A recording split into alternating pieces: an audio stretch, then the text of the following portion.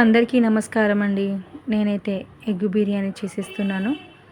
అది ఎలా చేయాలో చూసేయండి. మరి ముందుగా నూనె కడాయిలో వేసేసుకొని ఆ తర్వాత 3-4 చిన్న చిన్న ఉల్లిపాయలని కట్ చేసేసుకొని నూనెలో 2-3 నిమిషాలు వేయించేసి పక్కన పెట్టేసుకోవాలి.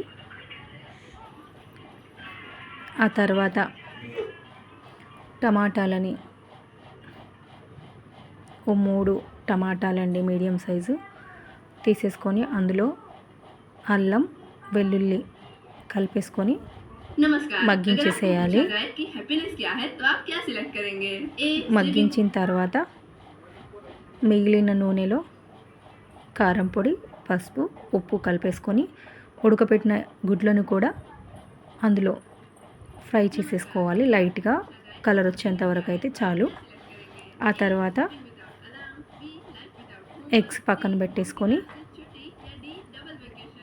మనము ముందుగా వేయించుకున్న టమాటా, ఉల్లిగడ్డ వాటిని పేస్ట్ చేసేసుకొని ఆ తర్వాత కడాయి పెట్టేసుకున్నాను.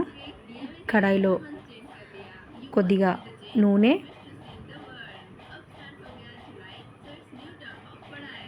ఆ తర్వాత గీ కూడా కలిపేసుకున్నానండి.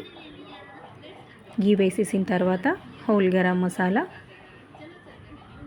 వేయించేసుకోవాలి. లైట్గా వేయించిన తర్వాత అందులో కొద్దిగా పసుపు, కారపొడి, తగినంత కారం,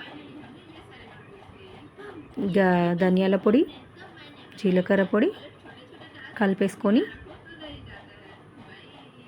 ఆ తర్వాత మనం ముందుగా పేస్ట్ చేసుకున్న ఆనియన్స్, టమాటా పేస్ట్ కూడా కలిపేసుకొని నూనె వచ్చేంత వరకు ఫ్రై చేసేసుకుంటే సరిపోతుంది.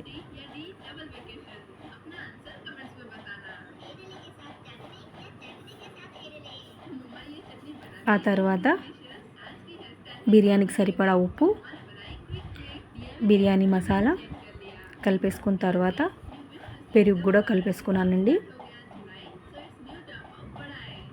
తర్వాత కొత్తిమీర, పుదీనా కలిపేసుకొని ముందుగా 1 అవర్ నానబెట్టిన బాస్మతి బియ్యాన్ని అందులో వేసి ఫ్రై చేసేసుకోవాలి. నేను 4 కప్పుల బాస్మతి బియ్యాన్ని అయితే తీసేసుకున్నాను. 4 కప్పుల బాస్మతి బియ్యానికి సరిపడా 6 కప్పుల వాటర్ని కూడా తీసేసుకున్నాను. కలిపేసుకున్న తర్వాత 10-15 మినిట్స్ తర్వాత బిర్యానీ రెడీ. చాలా టేస్టీగా ఉంటుందండి. ట్రై చేసి చూడండి. నచ్చితే లైక్ చేయండి, సబ్స్క్రైబ్ చేసుకోండి ప్లీజ్.